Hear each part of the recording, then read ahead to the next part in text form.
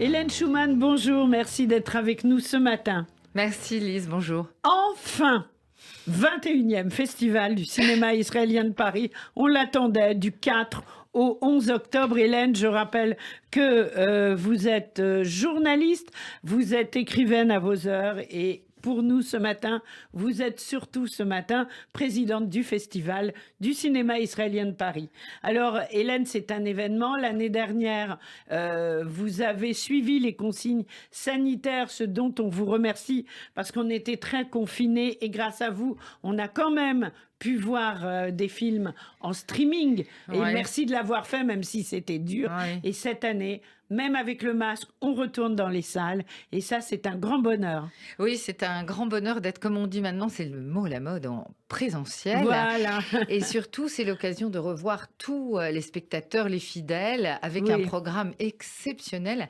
Alors, j'ai entendu dire, je crois savoir qu'il va y avoir foule, parce Oui. que comme moi, vous savez, Lise, qu'on ne peut pas aller en Israël, sauf si on est À israélien. qui le dites-vous? À qui le dites-vous? Et puis maintenant, même les Israéliens Ouais. ont le bidoude, les 8 jours imposés. Donc, Ouais. je crois que les gens ont soif de voir Oui. Israël, même depuis le fauteuil, et de voir toutes ces images en Technicolor. Et puis, on a concocté un programme exceptionnel, Lise. Alors, on va en parler. On ne peut pas parler de tous les films. On va quand même parler des temps très forts, bien sûr. Tous Et les temps sont forts. Tous Lise. les temps sont forts. 19h30, le lundi 4 octobre, c'est la soirée inaugurale uniquement sur invitation. En fait, on va parler du film qui repassera le lendemain soir aussi. My Kid de Nir Bergman. De quoi s'agit-il? Alors Lise, c'est vrai que j'ai une passion pour, comme tous mes cinéastes que je présente, pour Nir Bergman, qui avait fait Broken Wind et qui s'était fait connaître Oui, du bien public sûr. français. C'est quelqu'un qui aime Israël et qui aime la grandeur des paysages. Là, c'est l'histoire d'un père qui a élevé son enfant qui est un peu autiste. Oui. Et il y a un moment où il faut qu'il le mette dans un institut, il veut pas. Et il va l'emmener avec lui à travers Israël, il fuit en quelque sorte. C'est extrêmement émouvant, c'est du Nir Bergman craché. Et je suis très contente à la soirée d'ouverture d'avoir le court-métrage, parce que je passe des courts-métrages avant chaque long-métrage, et j'ai une pépite qui est un court-métrage de notre enfant terrible et chéri, qui est Nadav Lapid, qui a Oui. eu encore un prix à Cannes. Alors, je sais qu'il est un peu contesté. Un peu contesté, mais bon. D'ici de là, mais Comme en beaucoup tout cas, de cinéastes il y a, israéliens. Lise, rien à dire dans ce documentaire qui n'est pas du tout politique ni rien, qui est tout simplement magnifique. Sur quoi? Alors, c'est sur... Ah, bah, je ne vais pas dévoiler parce que c'est très court. Ça s'appelle? Ça s'appelle The Star. D'accord. Voilà. L'étoile. Voilà, c'est Donc, magnifique. On Voilà. attend. Akorav en hébreu. À Korav. Voilà. Alors, on va, comme d'habitude, donc beaucoup de choses à voir. Et peut-être un petit mot, le mercredi 6 octobre, La mort en face, le pogrom de Yash. Et là, c'est un film réalisé par Nelou Cohn de Radio J, qui est pas loin d'ailleurs du studio. D'ailleurs, on aurait pu On l'inviter. aurait pu l'inviter, voilà. Et en fait, de toute façon, on en reparlera. Et ce film qu'on avait déjà eu l'occasion de présenter est très bouleversant. Oui, absolument. Il faut savoir qu'il y a eu un pogrom en Roumanie absolument épouvantable. Et ce documentaire qui est signé William Carell, qui est vraiment un grand documentaliste, et Nelou Cohn, nous emmène à travers cette histoire avec des témoignages, avec des images d'archives. J'avoue que c'est exceptionnel et c'est poignant, surtout qu'il est suivi. Alors, c'est pas marqué dans le flyer, Lise. On a ajouté une séance spéciale pour le film de Ludi Buchan Oui. qui s'appelle Dernière séance à Bucarest et qui effleure aussi l'histoire d'un enfant en Roumanie qui a vu son père assassiné pendant la guerre et qui va rechercher son persécuteur.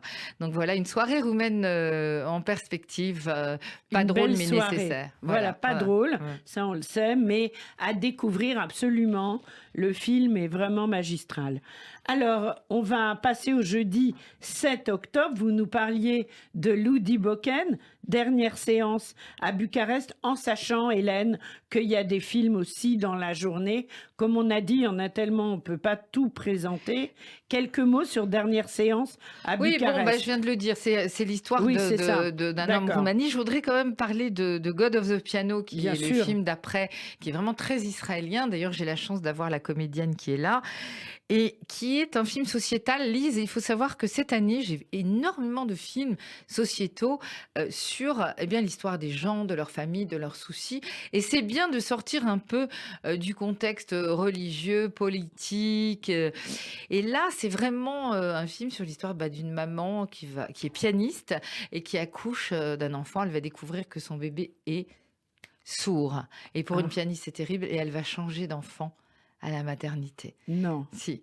Et en fait, c'est l'histoire et le parcours des relations avec elle et son enfant qu'elle veut absolument devenir. Elle veut qu'il devienne un pianiste. Et ça rentre pas. Parce que c'est pas son enfant, il n'a pas ses gènes. Et c'est une histoire bouleversante. Elle a eu le prix à Jérusalem. Et c'est vraiment un film que j'aime beaucoup. Il y a aussi un classique dont je voudrais parler et qui sera le vendredi, Avantipopoulos, qui a été restauré par la Cinémathèque de Jérusalem. Et qui raconte... Avantipopoulos, c'est de l'italien, là, voilà, c'est pas de l'hébreu. Voilà. Et ça raconte l'histoire... Alors ça, pour le coup, c'est politique. Ça raconte l'histoire d'un prisonnier égyptien que 2 soldats israéliens vont ramener en Israël à travers le désert du Sinaï. Et c'est exceptionnel parce que c'est la relation entre ces 3 hommes. Et j'avoue que le soldat, le prisonnier qui est joué par Salim Dao, qui est un grand acteur, est exceptionnel. Donc c'est un film vraiment que je conseille. Alors je fais une séance spéciale. Ça m'arrive jamais, Lise, de montrer un film déjà distribué. Je le fais pour Nadav Lapide et pour que les gens comprennent que c'est pas un film anti-israélien, que c'est un film magnifique, percutant. Donc c'est Le Genou d'Aed, voilà. Et ce sera vendredi 8 octobre à 19h30. En présence de Nadav, et je pense qu'il aime bien, il va se faire pas mal insulter. Mais bon, ça fait partie du jeu.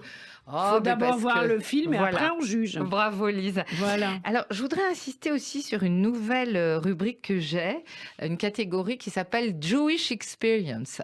Je me suis rendu compte, Lise, à travers les ans, qu'il y avait plein de films juifs. Alors parfois c'est israélien, donc c'est bien, mais qui était magnifique et que je peux pas montrer parce que je reste israélien. Oui.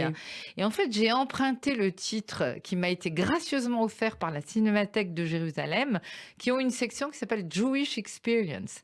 C'est des films du monde entier à thématique juive. Et donc, j'en ai yiddish? Non, j'ai rien dit. Eh ben peut-être, oui, pourquoi pas. Si on a un l'année prochaine, Basimcha. Et là, j'ai donc le film de Nelou Cohn qui rentre dans cette catégorie La mort en face, et j'ai une fiction. Mais Lise, je veux que vous veniez, des leçons persanes qui se passent dans un camp de concentration et qui met en scène l'histoire d'un prisonnier qui va inventer une langue qui est le persan parce qu'un nazi veut l'apprendre. Il sait que c'est sa seule chance de survie. Il va inventer une langue. Et c'est tellement beau, c'est tellement émouvant. Et vraiment, c'est distribué, ça va sortir, je crois, en décembre. Et je le montre avec tout mon cœur, comme je montre un film qui est distribué aussi, qui est le film d'Harry Folman, Où est Anne Frank? Alors ça, ce sera dimanche 10 octobre à 16h45. Et ça, je fais une grande séance parce que, vous savez, Lise, c'est un film en avant-première. Personne ne l'a vu. C'est-à-dire que les gens vont découvrir ce film au festival. Et vraiment, je voudrais remercier le Pacte, qui est un distributeur magnifique. Et alors, de quoi, en quelques mots, résumez-nous. Disons que ça a été aussi un peu contesté, parce que c'est l'histoire de Anne Frank un peu transposée. C'est une migrante qui a l'âge d'Anne Frank et qui tombe sur son journal et qui cherche partout Anne Frank. Aujourd'hui, elle ne la trouve pas. C'est vraiment un message très, très fort. Alors, il y a des flashbacks, évidemment, on voit la Bien vraie... sûr, oui. C'est le talent d'Ari Folman. On va rappeler qu'il avait fait Valse avec Bachir, Oui, qui avait eu un grand film. prix à Cannes. Et ça, c'est aussi un très, très beau film. Alors, Asia, qui met en scène une maman... Asia, c'est à 19h15 le dimanche 10 octobre. Voilà. Et je voudrais rappeler, c'est un film très émouvant. Bon, on va pas raconter l'histoire. C'est en fait, en gros, le pitch, c'est une relation entre la mère et la fille. Je veux mettre l'accent sur la fille qui est cette comédienne que tout le monde connaît, même si on connaît pas son nom, qui est Shira Haas, qui est l'actrice principale de si on la connaît, on connaît son nom. Stitzel, bien sûr. Et que vous avez été la première à nous faire découvrir en France. Parenthèse fermée. C'est gentil, à une Lise. époque où on n'en parlait pas. Alors justement, puisqu'on parle de Stitzel, j'ai une série avec le beau Michael Aloni qui joue dans Stitzel. C'est vraiment une série. C'est quelle série? Ça s'appelle The Beauty Queen of Jérusalem. Alors là aussi, c'est en avant-première. Et ce sera le samedi à 16h30. Il vient ou pas? Alors justement, nous avons beaucoup de problèmes avec Michael Aloni qui aimerait bien venir. Hélène, mais tout coche et lit, blablabla, mais il doit garder un chien, je sais pas trop quoi, ça a l'air très gros. Non, mais il n'y a pas de problème, on va lui payer le babysitter du chien et moi je le veux dans le studio. J'ai déjà dit à son agent, moi j'ai peur des chiens, il est hors de question que moi, je crois que je vais déjà garder l'enfant de Nadav Lapide pour l'ouverture, Noé que j'adore, mais le chien non. Donc je pense que ça va être un peu cuit-cuit, mais c'est pas grave, en tout cas c'est une série qui s'il vient en tous les cas en studio, mais on dira pas quand parce qu'il va y avoir une émeute tellement il y a de femmes à Paris qui rêvent, et même en France, de le rencontrer. Parenthèse fermée. Alors, ce que je voulais vous dire, c'est que surtout, la série va vous plaire ô combien, Lise, et à moi aussi, puisqu'elle raconte l'histoire d'une famille judéo-espagnole. Ah, super! Ça ne parle pas yiddish, mais ça parle ladino. J'adore! Et ça se passe sous l'Empire ottoman, et on va suivre cette famille à travers les ans. Et c'est le beau Michael Aloni qui joue le rôle, le personnage principal. Donc il passe du yiddish au judéo-espagnol.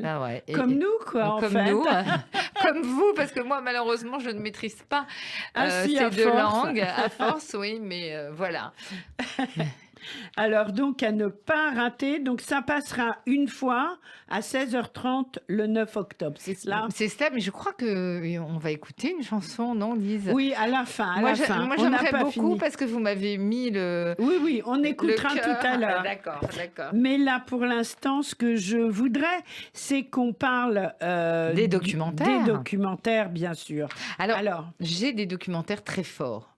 Alors vous savez que ce festival de cette année est un peu plus court parce que on voulait voir, on n'était pas sûr, est-ce que ça aura lieu, est-ce qu'on sera encore confiné. Bien sûr, oui. Le prochain festival sera du 21 mars au 28, donc on aura très peu de temps pour le préparer. Oui. Mais en tous les cas, là, on a peu de documentaires, mais ils sont tous très forts. Alors d'abord, pour rigoler, parce qu'il faut bien aussi amener le rire, et c'est pas toujours évident, Lise, le cinéma israélien n'est pas très drôle, il a perdu au fil des ans quand on pense aux gens comme le cinéma Boreka, c'est fini quoi. C'est fini. Les comédies. Pas sûr que c'était très très drôle aussi, c'était un peu lourd. Pas mal, oui, mais bon. Shotarazoulaï, oui, voilà. C'était un peu bon bref. On souriait quand même bien. Mais en tous les cas là, c'est pas très drôle. Et j'ai eu envie de passer un film qui est très beau et très très pas drôle, mais en tout cas qui nous fait amener dans une autre planète, qui est la planète de la mode. Bien sûr. Quand on parle d'Israël, c'est pas toujours la mode, le cinéma israélien. Et là, je vais projeter un documentaire sur les maillots de bain que vous aimez beaucoup, qui est Gotex. Ah oui, on les aime tous, oui. Alors, il faut savoir que... Ça va être quand, ça? Alors ça, je pense que c'est dimanche à 11h. D'accord. Et alors, Mrs. G. G comme Gotex. Évidemment. Mais on ne fait pas de pub. Hein. Et bien sûr, cette femme, Léa Gottlieb, qui était une juive hongroise, était chimiste et elle était mariée à un homme qui faisait des fourrures et des imperméables en Hongrie. Et en 1944, elle a survécu par miracle à l'énorme massacre qu'il y a eu en Hongrie. Et elle a perdu toute sa famille. Elle est arrivée en Israël. Et là, elle s'est dit, mais qu'est-ce que je vais faire avec des fourrures? Et et des imperméables, il pleut jamais. Oui. Et elle a eu cette idée géniale, comme elle est chimiste, de créer une matière différente et inspirée par le soleil. Eh bien, elle a inventé cette marque de maillot de bain Gotex Inusable. qui a été à la pointe. Il faut dire que, Inusable, faut attendez, le dire Lise, aussi. mais Oui. toute la jet set a porté des maillots Gotex. Mais oui, parce qu'ils étaient très confortables, très novateurs et très inusables aussi. Et Lady Diana, quand vous connaissez tout le monde connaît cette photo où elle est sur le yacht de Al Oui. Fayed, elle a un maillot de bain en panthère, un Oui. panthère, et ben ce maillot de bain, c'est signé Gotex. Bien sûr. Et c'est vrai qu'elle a été la première à faire ces catalogues en Technicolor où il y avait tous les mannequins les plus en vue sur la planète, de Naomi Campbell à tout le monde, quoi. Elles étaient toutes là. C'est un film très émouvant parce qu'elle est plus là et je trouve que c'est un regard sur un autre Israël, un Israël doux, un Israël beau, un Israël autrement comme Shoken, le film que je passe, qui est signé Noémie Shrori, qui est une femme exceptionnelle, qui raconte l'histoire de Salman Shoken. Et vraiment, moi, j'aurais un titre pour ce film qui serait De Berlin à Jérusalem. Vous savez qui c'est Shoken, la famille Non, Shoken? dites-nous. Il n'y a pas beaucoup de gens qui le savent, c'est le créateur de Haaretz. Ah oui, bien Ce sûr. grand journal de gauche israélien qui est vraiment absolument exceptionnel. Et Shoken a commencé, c'est une famille berlinoise qui était très riche et qui avait des grands magasins. Alors ça passe quand? Alors ça passe, je crois, écoutez, eh bien le samedi à 14h, voilà. D'accord. Et ce que je voulais vous dire aussi, c'est que c'est étonnant comment ces juifs berlinois étaient riches, étaient intégrés. Et lui, non seulement il avait des grands magasins connus dans toute l'Allemagne, mais c'était un collectionneur, Salman Shoken. Il collectionnait des livres, c'était un grand érudit. Il avait des manuscrits. Et puis, c'est passé ce que s'est passé, Lise, en 1933. Bien sûr. Il a dû partir, il s'est installé à Jérusalem. Et là, il a perdu tous ses magasins. Mais il a gardé ses livres, cette collection. Et il s'est dit, lui aussi...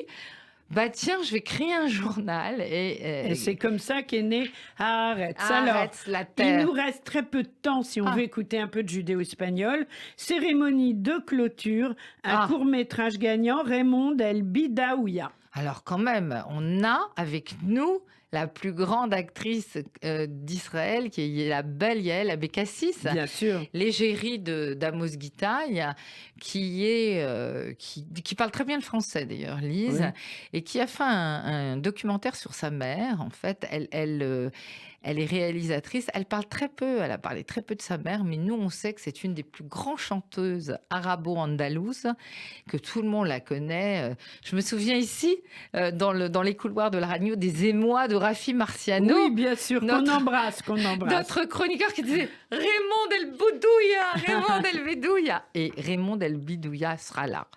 Et je vous assure une soirée, Ça Elise, va être génial. où tout le monde va se lever parce que c'est sûr qu'elle va chanter. C'est sûr. 21e Festival du cinéma israélien de Paris du 4 au 11 octobre au cinéma Majestic Passy, 18 rue de Passy, dans le 16e. Alors, ce qu'il faut, c'est absolument réserver ses places parce que ça part très, très vite. Billetterie en ligne sur www.dulacinéma, dulacinemas.com, dulacinéma.com, et ce, dès le 28 septembre. Je voulais simplement dire que j'étais ravie du partenariat que j'ai avec Radio J. Oui, et bien comme sûr. on dit, Admea Admea ve'esrim. quoi qu'il arrive. Un autre site, festivalcinémaisraélien.com. Et tout de suite, on se fait plaisir avec Yehoram Gaon, Quando el Rey Nemrod. Quando la re Nimrod